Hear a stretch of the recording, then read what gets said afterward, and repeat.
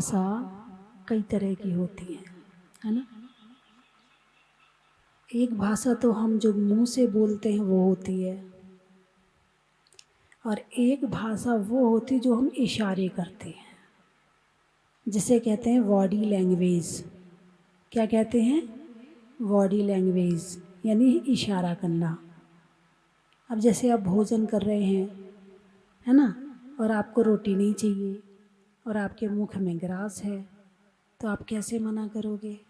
इधर आ, है ना। आपके घर में आपका बच्चा ऊधम कर रहा है और सामने मेहमान आए हैं, तो चिल्ला नहीं सकते, डांट नहीं सकते, तो कैसे करोगे? आँख दिखा दोगे? चुप बैठ, ही बताती हूँ तेरे को, है ना। हाँ, इशारा। इशारा इशारा एक भाषा है। भगवान हमें शिक्षा दे रहे कि नहीं दे रहे? आप मंदिर क्यों आते हो? भगवान के दर्शन करने। दर्शन क्यों करते हो? दर्शन करके क्या मिलता है? आप भगवान को कैसे पढ़ते हो? पढ़ते कि नहीं पढ़ते? एक होता है कि जो डायरी में लिखा है, किताब में लिखा है, शास्त्र में लिखा है, मोबाइल में लिखा, वो पढ़ना, और एक होता है किसी को देख कर के पढ़ना। तो भगवान को आप कैसे पढ़ते हो? पढ़ते हो कि नहीं पढ़ते, पहले तो ये बताओ भाई। हमारा तो नियम है दर्शन रोज करना चाहिए। हम तो रोज मंदिर जाते, रोज दर्शन करते हैं। आपने दर्शन करके क्या किया? क्या सीखा उनसे? क्या पढ़ा उनमें? एक होता है शास्त्र पढ़ के, शास्त्र में लिखा है शांति से रहना चाहिए, शास्त्र में लिखा है त्याग करना चाहिए, शास्त्र में लिखा है ध्यान करना चाहिए, शास्त्र में लिखा है मौन करना चाहिए, वो लिखा हुआ है। और भगवान अपनी मुद्रा से बता रहे हैं कि शांत रहना चाहिए, मौन रहना चाहिए, ध्यान करना चाहिए, और मेरे पास में क्या है? कुछ भी नहीं है, अर्थात त्याग करना चाहिए। एक है शास्त्र में लिखा हुआ। अब लिखी हुई भाषा यदि किसी को समझ में नहीं आती है, जरूरी नहीं है कि हर व्यक्ति अक्षरी ज्ञान रखता हो। संसार में बहुत से लोग ऐसे भी हैं कि जिनके पास में ये पढ़ने वाला ज्ञान, अक्षर वाला ज्ञान नहीं है। तो क्या उनके पास में ज्ञान नहीं है? क्या वो पढ़ना नहीं जानते हैं? अरे बोलिए ना। एक माँ क्या अपने बेटे की भाषा को नहीं समझती है? वो इतना सा बेटा है, उसने देखा रो रहा है, हाँ ये ज़रूर इसको प्यास लग रही है, ज़रूर इसको भूख लग रही है। माँ ने अपने बेटे को पढ़ा कि नहीं पढ़ा? कि उसने किसी किताब में पढ़ा था कि बेटा जब रोए तो समझना चाहिए बेटे को भूख लग रही, तब उसको पता चला। कैसे पता चला माँ को? अरे बोलिए ना। हैं? Body language. कैसे पता चला? Body language. एक माँ अपने बेटे को पढ़ती है, सामने वाला आता है, तुम्हारा चेहरा पढ़ता है, तुम्हें बहुत गुस्सा आ रहा है, क्या बात है? क्या हो गया घर में? किसी ने कुछ कह दिया क्या? क्यों तुम्हारा मुंह चढ़ा हुआ है या उतरा हुआ है? चढ़ा हुआ है, मुंह तो जहां का तहां है ना, तो मुंह कहीं पे चढ़ा है जाके, और ना उतर के कहीं रखा हुआ है। मुंह तो जहां का तहां है, मगर उसके जो भाव हैं, या तो वो चढ़े हुए हैं या वो उतरे हुए हैं। पहचाना कि नहीं पहचाना सामने वाले ने? अरे बोलिए ना। कि किसी किताब में लिखा कि यदि इसका चेहरा ऐसा हो तो समझना चढ़ा हुआ है, ये चेहरा ऐसा हो तो समझना उतरा हो। कहाँ पढ़ा था आपने? ये शिक्षा कहाँ से ली थी? अरे बोलिए ना। भाव ज्ञान। कौन सा ज्ञान? चेहरे के भावों को पढ़ना, भाव ज्ञान। अक्षरीय ज्ञान तो धोखा दे सकता है, मगर भाव ज्ञान धोखा नहीं दे सकता है। भाव ज्ञान श्रेष्ठ है। पहले के समय के लोग पढ़े लिखे कम होते थे, मगर उनका भाव ज्ञान ज़्यादा होता था। आज तो तुम जब घड़ी देखते तब बताते इतने बज गए, पहले के लोग तो बिना घड़ी देखे बता देते थे इतने बज गए। पहले के लोग तो, अब तो वैज्ञानिक घोषणा करते हैं कि इस समय बारिश आने वाली है या ऐसा होने वाला है। पहले के लोग तो हवा चलती थी, उसके स्पर्श से बता देते थे इतने दिन बाद बारिश आएगी। अब पछुआ चल गई, अब पूर्वी चल गई, अब ये चल रही, उससे बता देते थे।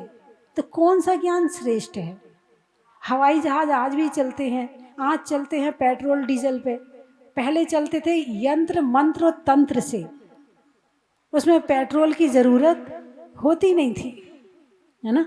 तो भाव ज्ञान एक बहुत बड़ी चीज़ है, लेकिन आज मशीनों ने, आज शास्त्रों ने, तुम्हारी जो किताबें स्कूल है उसने, और तुम्हारे जो टीवी है उसने तुम्हारे अक्षरीय ज्ञान को बढ़ा दिया है, लेकिन भाव ज्ञान को समाप्त कर दिया है।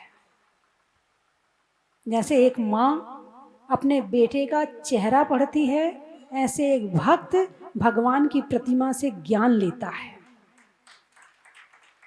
माँ को बेटे से प्रेम है, इसलिए उसका चेहरा पढ़ना जानती है। वो पड़ोसी के बेटे का चेहरा नहीं पढ़ सकती, पड़ोसी की बेटी की बात नहीं बता सकती, लेकिन अपने बेटे की तो रोम रोम की बात बता सकती, इसके अंदर क्या चल रहा है। अरे बोलिए ना। ऐसे ही यदि भक्त को भगवान से प्रेम होता है तो बातचीत होती है। एक वो छोटा सा बेटा बोलना नहीं जानता है, लेकिन हूँ करता है। एक अकेले कमरे में बैठ के एक माँ उससे कितनी बातें करती है। अभी बेटा बोलना नहीं जानता है, लेकिन माँ की बातचीत, अरे बोलिए ना, शुरू हो गई है। अभी वाणी नहीं आई उसके पास, लेकिन उसकी बातचीत शुरू हो गई है ना। ऐसे भगवान मौन है, और भक्त यदि भगवान से प्रेम करता है तो बातचीत शुरू हो जाती है।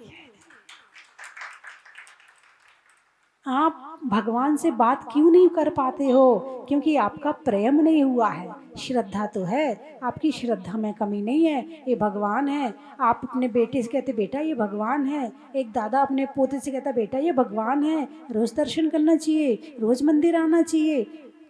तो वो दादाजी भी आ रहे हैं, उनका बेटा भी आ रहा है, उनका पोता भी आ रहा है, मगर बातचीत किसी की नहीं हो रही है, क्योंकि प्रेम नहीं है। क्या नहीं है? प्रेम नहीं है। तो प्रेम कब होगा? जब उनको जानोगे। और उनको जानोगे कैसे? जब स्वाध्याय करोगे, जब आप प्रवचन सुनोगे। एक जो आपके हीरो हीरोइन होते हैं, उनसे प्रेम है कि नहीं है आपको? अरे बोलिए ना। आपके सपने में आते कि नहीं आते? आ जाते, कभी कभी आ जाते होंगे। वो सास बहू आ जाती होंगी सपने में। हाँ, जितनी गहराई से देखोगे वो उतने अंदर जाएगा, है ना। हाँ, चर्चा करते हो तो किसकी करते हो? उन बच्चों को देखना, जब क्लास में क्लास फ्री होती है तब किसकी बातें करते हैं बैठ के? छोटे छोटे बच्चे। छोटे बच्चे होंगे तो कार्टून की करेंगे, उससे बड़े होंगे तो सीरियल की करेंगे, उससे बड़े होंगे तो मूवी की करेंगे ना। जिससे प्रेम होगा उसी की चर्चा होगी। फिर जब वो और बड़े हो जाएंगे तो उनकी शादी हो जाएगी, फिर वो अपने बच्चों की करेंगे, फिर वो अपने पति की करेंगे, फिर वो अपने परिवार की करेंगे, फिर और बड़े हो जाएंगे तो अपने नाती पोतों की करेंगे। मेरा पोता ना ऐसा है, उसकी तो बड़ी याद आती, मैं तो उसके बिना रह ही नहीं पाती हूँ, उसकी करेंगे। चर्चा के विषय उम्र के हिसाब से फिक्स हैं। कोई नया काम नहीं कर रहे हो तुम। जो तुमने किया है ना, वो तुम्हारे पहले बहुत बार बहुत लोग कर चुके, और तुम ही बहुत बार कर चुके। औरों की तो छोड़ो, तुम ही कर चुके बहुत बार। यदि नहीं किया है नया काम तो भगवान से प्रेम नहीं किया है, नहीं किया है तो अपनी आत्मा से प्रेम नहीं किया है, नहीं किया है तो अभी परमात्मा से प्रेम नहीं किया है, और नहीं किया है तो अपनी आत्मा से प्रेम नहीं किया। जिसे आत्मा से प्रेम होता है उसे परमात्मा से प्रेम होता है, और जिसे परमात्मा से प्रेम होता है उसे अपनी आत्मा से प्रेम होता है। तो बंधुओं, इशारे, औरों के इशारे तो बहुत समझ जाते हो, मगर धर्म के इशारे नहीं समझते हो। यहाँ तो साक्षात सारी बात कह भी दो तो भी नहीं समझते हो। इशारा तो बहुत बड़ी बात है, और भगवान तो केवल इशारा कर रहे हैं इनकी, इसलिए उनकी बात समझ में नहीं आती है। बस फिर भी आपके अंदर श्रद्धा है तो आप भागे भागे चले आते हो। नियम है पूजा करने का, इसलिए पूजा कर लेते हो। माला फेरने का नियम है, इसलिए माला फेर लेते हो। बाकी इसके आगे जो प्रेम प्रेम वाली बात है ना, वो तो देखो भगवान से है नहीं है। और प्रेम भी होता है तो दो कारण से होता है, या भय से या लालच से। एक इंस्पेक्टर आया आपकी दुकान में चेकिंग करने के लिए, अब उससे प्रेम है क्या? अरे बोलिए ना, उसका सम्मान करोगे कि नहीं करोगे? अरे भाई साहब बस ध्यान रखना हमारा, बताओ भाभी जी के लिए क्या खरीद के ले दूँ, सोने के हार का सेट दे दूँ, क्या दे दूँ, क्या गिफ्ट में लाना है? प्रेम है क्या उससे? फिर क्यों विनय कर रहे उसकी? भय है और लालच है। लालच है कि टैक्स ना चला जाए, कहीं ये चेक ना कर ले, और भय है कि ये घाटा ना हो जाए, धन ना चला जाए। दोनों ही चीजें हैं, भय और लालच दोनों ही है। अब उसका सम्मान भी कर रहे हो, अरे हमारे माई बाप तो तुम ही हो, तुम्हारे बिना तो हमारा कोई काम नहीं होता है। आप तो ये बताओ आपको गिफ्ट क्या ला के दूँ, आप तो ये बताओ आपके लिए क्या करूँ। सेवा भी कर रहे हो, चाय भी मंगवा रहे हो, नाश्ता भी दे रहे हो, उसकी प्रशंसा भी कर रहे हो, उसकी तारीफ भी कर रहे हो, लेकिन क्यों? भय या लालच? क्या? या भय या लालच? भगवान की भी पूजा भी कर रहे हो, प्रशंसा भी कर रहे हो, व्रत भी कर रहे हो, माला भी फेर रहे हो, क्यों?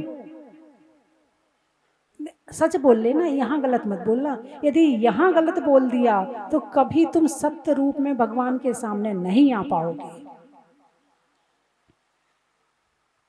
जबकि भगवान भय और लालच से दूर हो चुके हैं, इसलिए उनकी भक्ति भी भय और लालच से रहित होकर करो तो शायद उससे ज्यादा मिलेगा जितना तुम लालच में करते हो।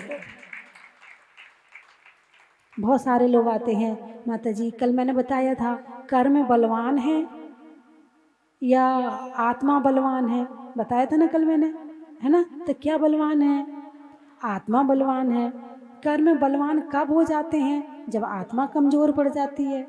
आत्मा को अपना जो काम करना चाहिए, जब आत्मा अपना वो काम नहीं करती है तो कर्म बलवान हो जाते हैं। और आत्मा को जो करना चाहिए, यदि आत्मा वो काम करती रहे तो कर्म कमजोर हो जाते हैं।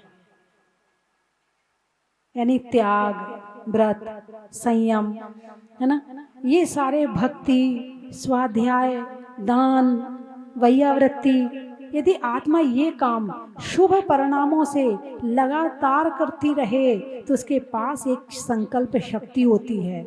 उस संकल्प शक्ति से आधे कर्म तो वैसे ही भाग जाते हैं। ठीक है, अब यहाँ ये काम तो कर नहीं रहे और कर्म चढ़ाने के काम और कर रहे। रात्रि भोजन त्याग नहीं होता, बाजार का त्याग नहीं होता, आलू प्याज छूटते नहीं हैं, रात का भोजन में 11-11 बजे तक खाने के लिए बैठे रहते हैं। हम ये नहीं वो नहीं वो नहीं, दुनिया भर के बहाने बनाते हैं। पाप इकट्ठा करने का काम कर रहे हो, आत्मा को कमजोर कर दिया है। अब कर्म परेशान नहीं करेंगे तो कौन परेशान करेगा? इन कर्मों के भगाने के जितने उपाय थे वो तो आप करते नहीं हो, और फिर कहते हैं हमारे कर्म परेशान करे। माता जी इसको ये हो गया, माता जी इसको वो हो गया, माता जी घुटने दुख रहे, माता जी कमर दुख रही, माता जी ये हो गया, फिर वे परेशान होते हो। बात समझ में आई कि नहीं आई? कर्म को कमजोर करने के रास्ता है षट आवश्यक। कौन सा? देव पूजा, गुरु उपासना, स्वाध्याय, संयम, तप और दान, निष्काम और निकांक्षित रूप में, शंका ना करते हुए निष्काम होकर करना, आकांक्षा नहीं करना।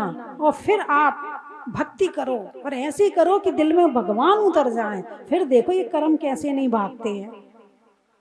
मैंने कल भी बताया था, भक्तांबर पढ़ोगे तो ऐसे पढ़ोगे फटाफट फटाफट फटाफट फटाफट भक्तांबर, 3 मिनट में 4 मिनट में भक्तांबर हो गया।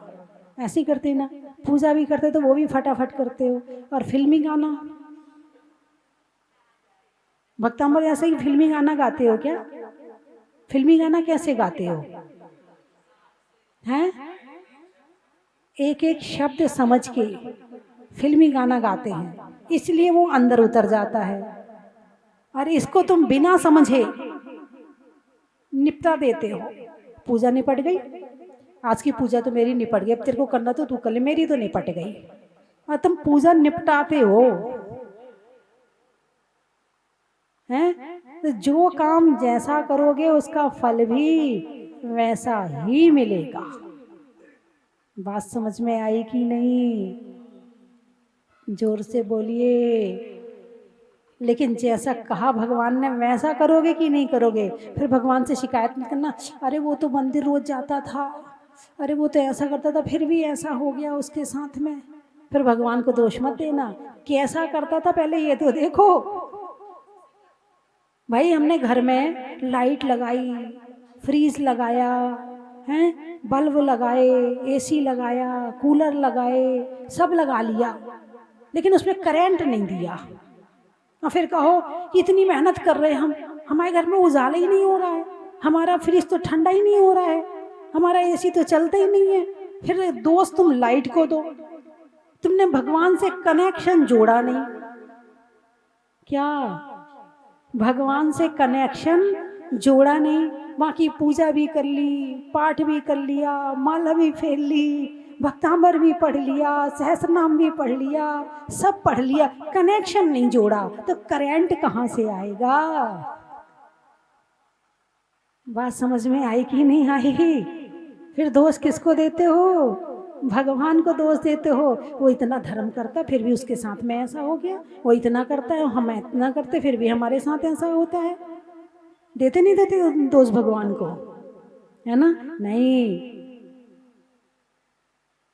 उगते पुष्प तोड़ ले माली, इसमें दोष चमन का क्या है?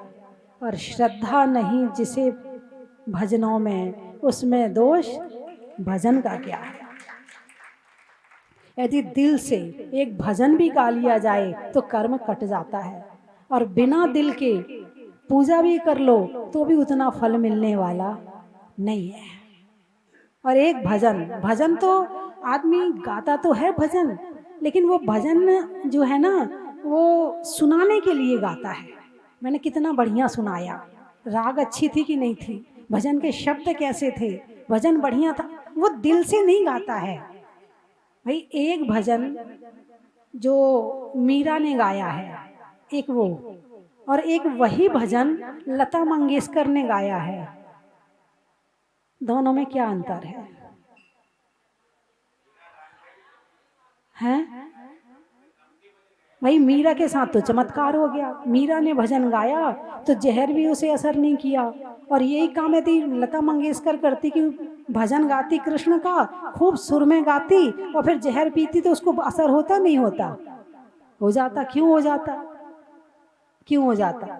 मीरा ने जो भक्ति करी, भले ही उसका सुर लता मंगेशकर के जैसा ना हो, क्या मीरा ने जो भक्ति करी उसका सुर भले ही लता मंगेशकर के जैसा ना हो, इतनी मीठी आवाज ना हो, लेकिन उसने जो गाया वो आत्मा से गाया, और लता मंगेशकर ने जो गाया वो गले से गाया। अब उसकी आत्मा उसमें कितनी थी वो जानेगी, वो हम नहीं बता सकते। बात समझ में आई कि नहीं आई? ऐसे ही लोग भजन गाते हैं, तो भजन कैसे गाते हैं? सुनाने के लिए। मान लो भजन प्रतियोगिता है, अब भजन तैयार करके लाए, समय हो गया, 2 जनों का भजन नहीं हो पाया, गुस्सा आएगा नहीं आएगा? क्यों आएगा? अरे भजन गाने मिल जाता ना, मेरे ही फर्स्ट आता, मेरे ही फर्स्ट आता। अरे भजन गाने वाला यदि अकेले भी बैठा होगा तो वो भजन गाएगा, कोई ना भी हो तो भी भजन गाएगा। और बाकी जो सुनाने वाली बात है वो तो तुम दुनिया की बातें सुना रही हो, ऐसे ही तुमने भजन सुना दिया। बात समझ में नहीं आई कि नहीं? अरे बात तो चल रही थी इशारे की और अपन तो भावों में पहुंच गए, है ना? तो इशारा समझने वाला इशारे में समझ जाता है, और कई बार किसी को डंडा मार के भी समझाओ तो भी नहीं समझता है। और उसका कर्म कितना उसका सहयोग कर रहा है, या वो अपने कर्म को उपशम क्षयोपशम करने का कितना पुरुषार्थ कर रहा है, इस पर भी ध्यान देना जरूरी है। बिना पुरुषार्थ के घर गृहस्थी नहीं चलती, बिना पुरुषार्थ के तुम्हारी दुकान नहीं चलती, बिना पुरुषार्थ के तुम्हारे बच्चे नहीं पलते, बिना पुरुषार्थ के तुम्हारी रिश्तेदारी नहीं चलती, तो बिना पुरुषार्थ के धर्म कैसे हो जाएगा। धर्म करने के लिए भी पूरा समर्पण, श्रद्धा, भक्ति और लगन चाहिए, तब कहीं जाके होगा। अभी यहाँ पर अभी आधा घंटा प्रवचन और चल जाए 11 बजे तक, उठ के भाग जाओगे। क्यों भाग जाओगे? घर के प्रति निष्ठा ज़्यादा है, उनको खाना देना है, उनको कितना बड़ा प्रोग्राम चल रहा हो और महिलाओं का समय हो जाए, सबसे पहले आगे आके बैठेंगी और जाएंगी तो भी पहले उठेंगी। उन्हें तुम्हारे प्रोग्राम से कोई मतलब नहीं है कि खराब होगा कि अच्छा होगा, उन्हें तो घर जाना है तो जाना है। इतनी लगन यदि आत्मा के प्रति हो जाए, इतनी लगन यदि परमात्मा के प्रति हो जाए, तो फिर कर्म कटते हैं। अरे बोलिए ना, कर्म ऐसे ही निकट जाते हैं। हंस हंस के जो कर्म बांधे हैं ना, इन्हें भुगतने के लिए रोना पड़ता है और काटने के लिए पूरी मेहनत करनी पड़ती है। तुम्हारा लकड़ी का पेड़ ऐसे नहीं कट जाता है, मेहनत से कटता है। कोई भी काम हो, किसी भी काम में बिना मेहनत के नहीं होते हैं। तो ये कर्म कैसे बिना रात्रि भोजन त्याग करो ना, है आलू प्याज त्याग करो ना, और तुम्हारे दुनिया भर के उल्टे सीधे काम करते रहो, फिर कहो कर्म बड़े परेशान कर रहे हैं। मंदिर जाने का टाइम नहीं, दर्शन करते हो तो भागम भाग मची रहती है, दर्शन करते हो तो भगवान के सामने खड़े हो और खड़े हो के भगवान तो नहीं दिख रहे, चंवर देख रहे हो, छत्र देख रहे हो। खड़े कहाँ हो? किस लिए खड़े थे? दर्शन के लिए। वेदी कैसी बनी है, किसका नाम लिखा है, खंबा कैसा है, सोने का काम हुआ कि नहीं हुआ, कैसा लग रहा, और बस इतना देखा और अपने चल दिए। क्या देखा? गए किस लिए थे? दर्शन करने। किए? नहीं किए। दर्शन करने खड़े हैं, मोबाइल बज रहा, घंटी, नीरगंध्या के काम, पता नहीं किसका फोन आ गया। पार्षना देव सेवा आपकी करूँ सा दीजिए, बस बस मैं 2 मिनट में आया। अर्घम निर्पामती स्वाहा।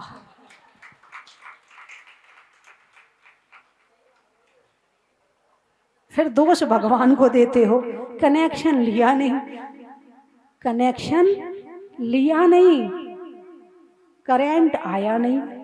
अब करंट आया नहीं तो प्रकाश हुआ नहीं। अब घर में अंधेरा है तो दोष देते हो लाइट को कि लाइट ही नहीं आ रही है। अरे कनेक्शन तो लो पहले। तो बात चल रही थी इशारे की, कि सत्यानुव्रत में इशारे यदि कोई कर रहा है किसी भी चीज के, और आपने उसके इशारे को सबके बीच में बता दिया, वो तो कोई अपनी बात, पर्सनल बात इशारा करके सामने वाले से कह रहा था, और आपने उसके इशारे को साकार कर दिया, यानी ये बता दिया कि वो क्या कह रहा है। इससे उसका अपमान भी हुआ, उसे छोटा भी बनना पड़ा, और उसके भाव भी खराब हुए, और उसके राज को तुमने उजागर कर दिया। ये भी सत्यानुव्रत में अतिचार है। चर्चा इसकी करनी थी मुझे। अब कोई बात नहीं, जो भी चर्चा हुई उसमें बढ़िया ही हुआ। अरे बोलिए ना, अच्छा लगा कि नहीं लगा? लगा ना? यदि आपने उसको समझ लिया तो आपने सत्य को समझ लिया, और जिसने सत्य को समझ लिया उसके जीवन में फिर क्या कहना है। जिसको सत्य समझ में आ जाए उसे सत्यानुव्रत में अतिचार कहा है। किसी के इशारे को समझकर बता देना, किसी की पर्सनल बात को सबके बीच में कह देना, किसी की गुप्त बातों को व्हाट्सएप में लिखकर सबको भेज देना, या भेजी हुई बात को वायरल कर देना। भाई आपने तो नहीं लिखी, लेकिन आपने उसे वायरल कर दिया। हाँ अच्छा हुआ, मजा आया। अब मैं भी फटाफट अभी वायरल करता हूँ। आपके अंदर कषाय तो आ गई ना, कषाय तो आ गई ना आपके अंदर। क्यों आ गई कषाय? आपसे वो सहन नहीं होता था। ईर्ष्या, द्वेष, अभिमान जी इन सब चीजों को पैदा करता है, और आपने उसे वायरल कर दिया। तो वायरल करने से क्या हुआ, वो बात सारे में पहुंच गई। तो कषाय हुई कि नहीं हुई भाई? बंद करो इस अलार्म को। अच्छा ये बज रहा है। अच्छा ये कह रहा है प्रवचन का समय पूरा हुआ। धर्म करना,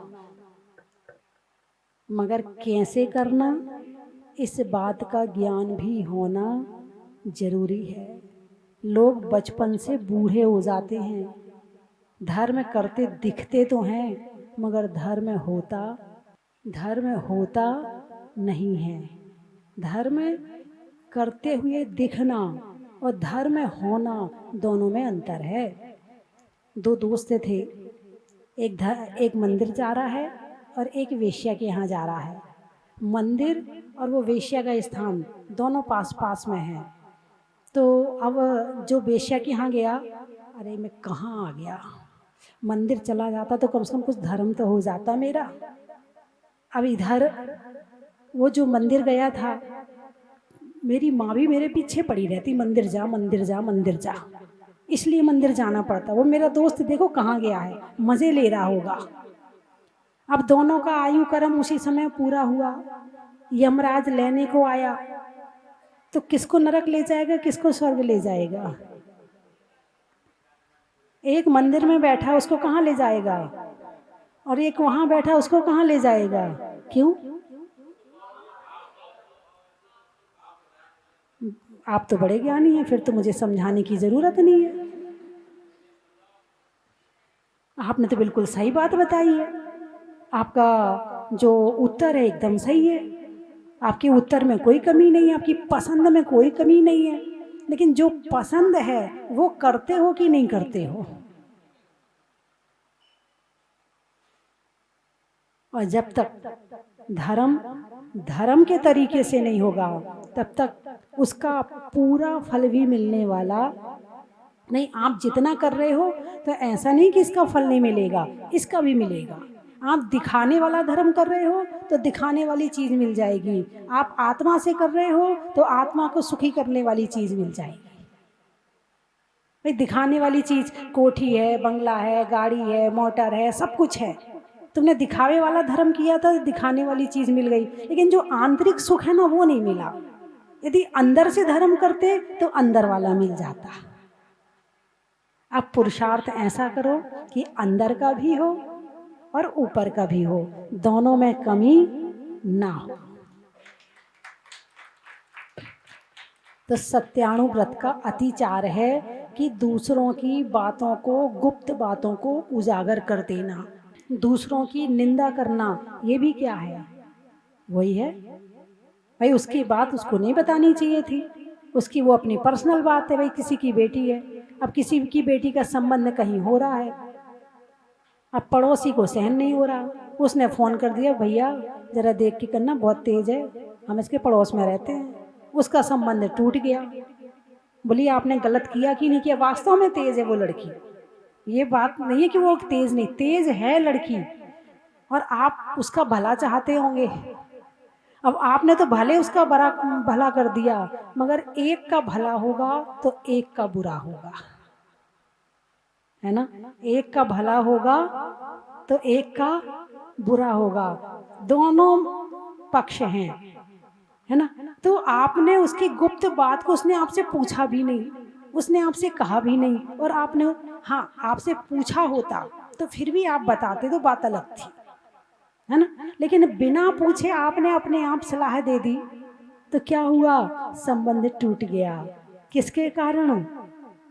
अब आप कभी कोई काम करेंगे तो क्या वो कर्म आपके जीवन में उदय नहीं आएगा?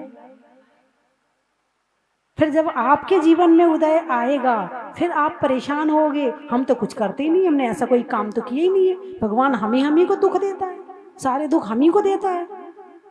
अरे बोलिए ना, कहते हो नहीं कहते हो? हमसे पता नहीं भगवान काय को रूठ गया है, क्या नाराजी है भगवान को हमसे? वो पड़ोसी को देखो, कुछ नहीं होता उसके घर में, ऐसे लगता है ना। लेकिन यहाँ तो जिसका फल है, जैसे जिसका नंबर डायल करोगे घंटी वही बजेगी, जिसका नंबर डायल करोगे घंटी वहीं बजेगी। ऐसा जिसका कर्म है उसी को मिलेगा। गणित होता ना, गणित, 2 और 2, अरे बोलिए ना, कहाँ पर? पाटन में कितने होते 2 और 2? 4, ठीक है। अब कोटा में कितने होते हैं 2 और 2? 4, ठीक है। अब दिल्ली में कितने होते हैं? वहाँ भी 4 ही होंगे, है ना। चीन में कितने होते हैं 2 और 2? वहाँ भी 4 ही होते। अमेरिका में, भाई देश बदल गया, बदल जाना चाहिए, ये सिद्धांत है। चाहे तुम स्वर्ग जाओ, चाहे नरक जाओ, चाहे धरती पर रहो, चाहे कहीं रहो, 2 और 2 4 होते हैं तो 4 ही होते हैं। ऐसे ही कर्म का हिसाब होता है, ना 5 होता है, न 3 होता है, न कम होता है, न ज़्यादा होता है। जितना है कर्म वैसा ही फल देता है, ठीक है। इसीलिए अनुव्रतों को ग्रहण करके अपने जीवन में पापों को सीमित करें। अनुव्रतों को लेना यानी पापों को सीमित करना। मैं 3 चीज़ें बोलूँगी, आपको कहना है, बड़ा ही महत्व है। चंद्रमा में गुरुत्वाकर्षण का, भौतिकता में आकर्षण का, और भगवान के करने में ध्यान से दर्शन का, गाने में गीत का, मित्रों में मीत का, और भगवान से होने वाली बातचीत का, लगाने में नारे का, आकाश में तारे का, और भगवान के इशारे का। कहाँ कहाँ से आए हो? छावनी, अच्छा। रिश्तों में नानी का, गर्मी में पानी का, और आने वालों में कोटा छावनी का, पानी में मगर का, चलने में डगर का, और आने वालों में कोटा विज्ञान नगर का। जले सर, अच्छा। शरीर में सर का, पक्षी में पर का, और आने वालों में जले सर का। तो आई तेरे द्वार, दुनिया से मैं हारी तो आई तेरे द्वार। यहाँ से जो मैं हारी कहाँ जाऊंगी सरकार। दुनिया से मैं हारी तो आई तेरे द्वार। यहाँ से जो मैं हारी कहाँ जाऊंगी सरकार। सुख में प्रभु वर तेरी याद न आई, दुख में प्रभु जी तुमसे प्रीत लगाई। सारा दोष है मेरा मैं करती हूँ स्वीकार। यहाँ से मैं मेरा मैं करती हूँ।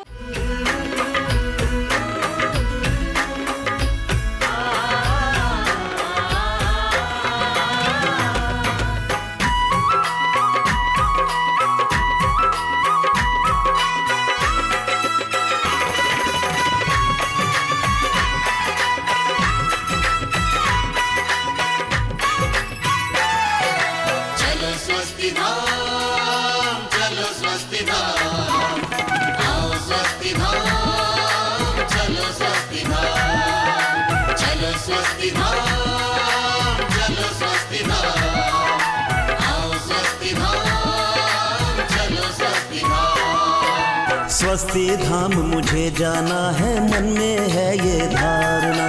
स्वस्ति धाम मुझे जाना है, मन में है ये धारणा। विश्व तीर्थंकर की मूरत हो, विश्व तीर्थंकर की मूरत को मन भर के निहारना। चलो स्वस्ति धाम, चलो स्वस्ति धाम, आओ स्वस्ति धाम, चलो स्वस्ति धाम। चलो स्वस्ति धाम, चलो स्वस्ति धाम, आओ स्वस्ति धाम, चलो स्वस्ति धाम।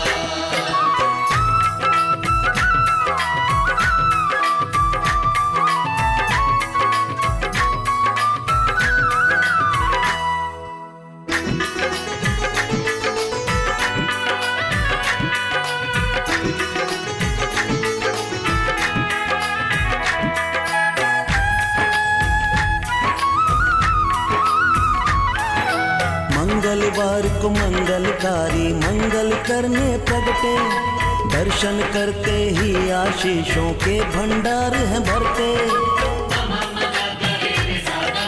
मंगलवार को मंगलकारी कंचन की थाल को सजाओ रे आज, रत्नों की थाल को भर लाओ रे आज। आओ आओ करे रे गुणगान आरती भगवन की, आओ आओ करे गुणगान आरती भगवन की। आओ आओ करे रे गुणगान आरती भगवन की।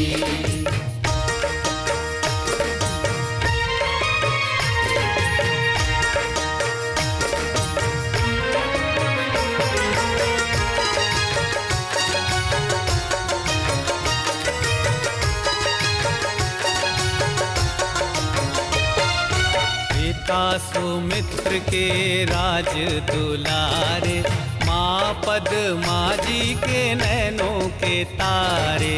पिता सुमित्र